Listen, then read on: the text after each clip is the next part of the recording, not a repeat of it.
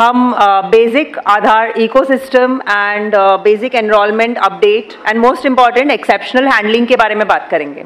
काफ़ी चीज़ें हैं जो इसमें से आपको भी पता होंगी, तो I may ask questions as well. ठीक है, so going on with the first thing, तो आधार कार्ड में ये जो 12 डिजिट नंबर हैं, ये क्या है, कोई बता सकता है?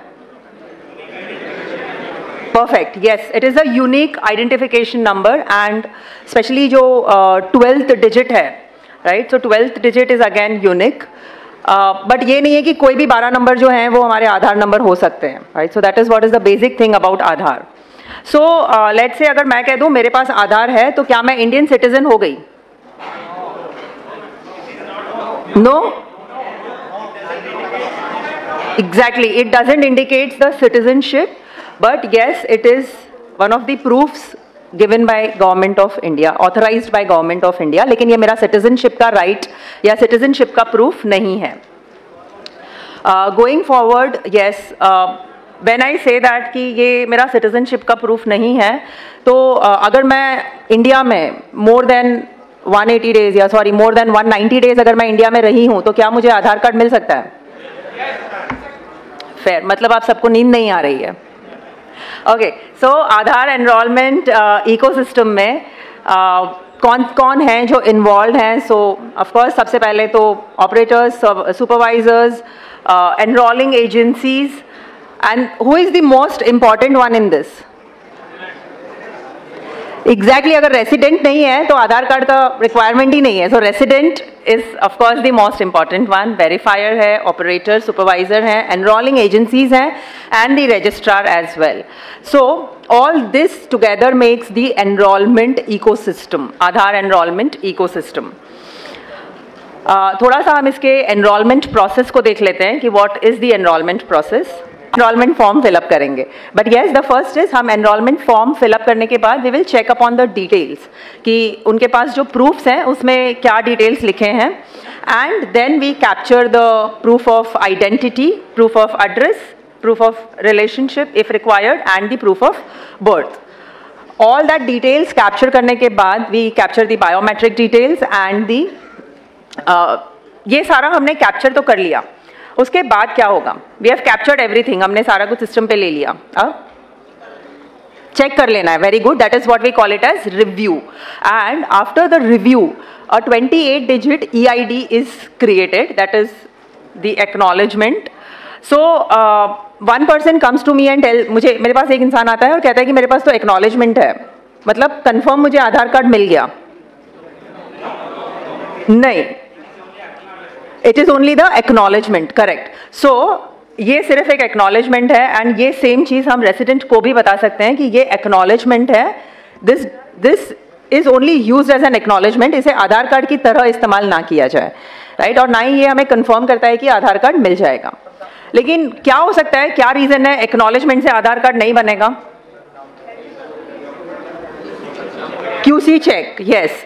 सो QC चेक हो सकता है, कुछ डॉक्यूमेंट्स इनकरेक्ट हो सकते हैं, कुछ फिलअप करते समय, जैसे इससे पहले सर ने बताया था कि हम कुछ मिस कर गए हैं, पॉसिबली एक फोटो बराबर नहीं गया है, या फोटो कैप्चर करते समय उस इंसान का फेस बराबर नहीं आया है। Many such things can happen, right? So yes, all that will be checked under the QC, and then the final Aadhaar will be issued.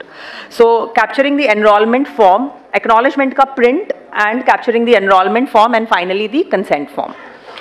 So that is the basic process. उस process को हम थोड़ा और आगे detail में देखेंगे, but before that हमारी enrollment का जो center है उसका layout and उस kit में what all should be there. तो क्या क्या चीज़ें हैं जो हमारे लिए required हैं? The live data verification by the resident, camera is required to capture the photo, the iris scanner, the fingerprint scanner, printer scanner, and the GPS device. इतनी basic चीज़ें हैं जो enrollment kit में होनी चाहिए। And now that we are talking about the second monitor and the laptop, first and foremost additional monitor जो है should be placed at 90 degrees angle. So 90 degrees angle will be, yes, generally towards the right side. Enrollment का station should be 10x7 का proper lighting वाला मतलब proper light आता हो ऐसे room होना चाहिए. Table is required, all that जो बेसिक स्टफ्स हैं रिक्वायर्ड हैं. ये सारा काम करने के लिए electricity supply is important, internet connection, so that synchronisation, GPS, all that can be done, and the sitting arrangement for the resident. जैसे हमने कहा, सर ने बताया व्हील चेयर वगैरह भी ज़रूरी है. अगर कोई ऐसे स्पेशली डिसेबल्ड या स्पेशली चैलेंज्ड कोई आते हैं तो उनके लिए भी सुविधा हो सकती है. एनरोलमेंट किट में computer which can be either laptop और desktop, camera, all that we discussed before that. Photo के लिए the conditioning as we say, background screen white होना चाहिए, and GPS. Man power requirement में we require operator, supervisor and the verifier. Now while we capture this attributes, हम जब ये capture करते हैं एनरोलमेंट के समय, फोटो हमें कैप्चर करना है एंड डेमोग्राफिक डिटेल्स हमें कैप्चर करनी है. डेमोग्राफिक्स के लिए हम डेफिनेटली प्रूफ चेक करते ही हैं. Fingerprints and iris, mobile number and email ID. So ये मेरे ही साथ हुई सिचुएशन है. जब मैं मेरा आधार कार्ड करवाने गई थी तब वहाँ पर जो भी कोई बैठे थे तो मैंने कहा कि ईमेल आईडी, तो बोले मैडम कुछ भी डाल दो, which I still remember. And मैंने कहा कुछ भी, तो मैंने कहा मुझे मतलब I know my email ID, but then उस समय मैं इतना हम यूज़ नहीं करते थे, राइट. सो मैंने कहा नहीं कुछ भी नहीं, मैंने जनरेट ही नहीं करा है, तो लीव इट, उसको ब्लैंक रख देते हैं. कहा नहीं मैडम डाल दो ना कुछ भी, जीमेल याहू जो पसंद आए डाल दीजिए, लिख दीजिए उधर. And I still remember that, right. Luckily फिर भी ठीक है, मैंने तो उस टाइम पे नहीं लिखा था. लेकिन अगर ऐसे कुछ भी डाल दिया तो क्या होगा? Exactly, there will be a misuse इसलिए बिकॉज वहाँ पर भी जब OTP या ऐसा कुछ जनरेट होता है, आधार OTP, ई साइनिंग की जो आज सर बात कर रहे थे, ई साइनिंग में email IDs also can be utilised and that will be misused. So this is one such incident जो मुझे आज भी याद है. एंड जाने अनजाने भी आज मैं फिर ये 500 लोगों को बोल रही हूँ, विच मीन्स और 500 लोगों तक ये भी माउथ पब्लिसिटी हो जाती है कि कोई कहीं बैठा, ये गलत नहीं कह सकते लेकिन एक नेग्लिजेंसी था, right. So mobile numbers and email ID, यहाँ पर भले ही हम बता रहे हैं कि ये ऑप्शनल है, लेकिन प्लीज़ एंश्योर कि ये हो तो सही लिखें, लेकिन सिर्फ लिखने के लिए नहीं लिख दें कि ठीक है नाम है कीर्ति तो कीर्ति डॉट मदलानी करके कुछ भी डाल दिया, याहू या ऑर्कुट या जीमेल या whatever, right. So after that ये email IDs, mobile number and demographic details capture करने के बाद we check for the uniqueness, right. So यहाँ पर ये खास चेक किया जाता है कि ये फिर से मतलब पहले से ऑलरेडी ये सिस्टम में है या नहीं है, right. So that is why we check that. Then coming on to new enrolment and update. So new enrolment के लिए एक इंसान कितनी बार आएगा हमारे पास? एक ही बार आएगा. देयर इज़ नो पॉसिबिलिटी कि न्यू एनरोलमेंट के लिए मैं बार बार आऊँ. मेरा जन्म एक ही बार हुआ है, right. So obviously it is once, but update के लिए there are things where people might, जहाँ पर लोग एक से ज़्यादा बार आएंगे. So कहाँ पर हम enrollment कर सकते हैं?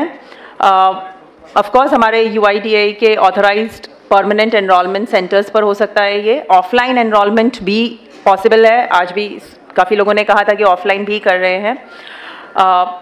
एनरोलमेंट के लिए, न्यू एनरोलमेंट के लिए हम जब भी आते हैं तो पर्सनली वहाँ पर होना इज़ ऑल्सो इम्पॉर्टेंट. एक्चुअली अगर हम बात करते हैं for childrens 0 to 5 years enrolment के लिए, तो वहाँ पर डेट ऑफ बर्थ प्रूफ और पेरेंट्स का Aadhaar is required, at least one of the parents. Aadhaar letter is required as head of family. So going forward when we talk about this enrollment, new enrollment update, new enrollment and update, so we have two things. operator client में we have ECMP and CELC. ECMP है enrollment client multi platform, जहाँ पर new enrollment या update के लिए हम उसे इस्तेमाल करते हैं, especially demographic biometric updates, and even offline भी ECMP काफ़ी इस्तेमाल हो रहा है. CELC name itself says it is for child enrollment. Again, it is a software जहाँ पे हम enrollment कर सकते हैं. Mobile and email also can be updated. It is a single finger device. Now, online services पर भी हम ये काफ़ी चीज़ें हैं जो कर सकते हैं. That is nothing but My Aadhaar portal. So अगर मैं सेंटर पर जाकर नहीं करना चाहती हूँ, I can do it online as well. But minor name में some minor changes हैं, date of birth है या gender address, ये updates can be done. So as we say enrollments and update, तो enrollment किस किस टाइप का होता है? Enrollment either will be document based, जहाँ पर मेरे पास सभी documents available हैं मेरे, identity, address proof, and if I am giving a address proof of someone else, then I will require a relationship proof that will be HOF based, head of family based, या फिर introducer based, या फिर child enrollment होगा. अगर child enrollment है तो that will be also one separate category. And update type will be demographic updates या फिर biometric updates.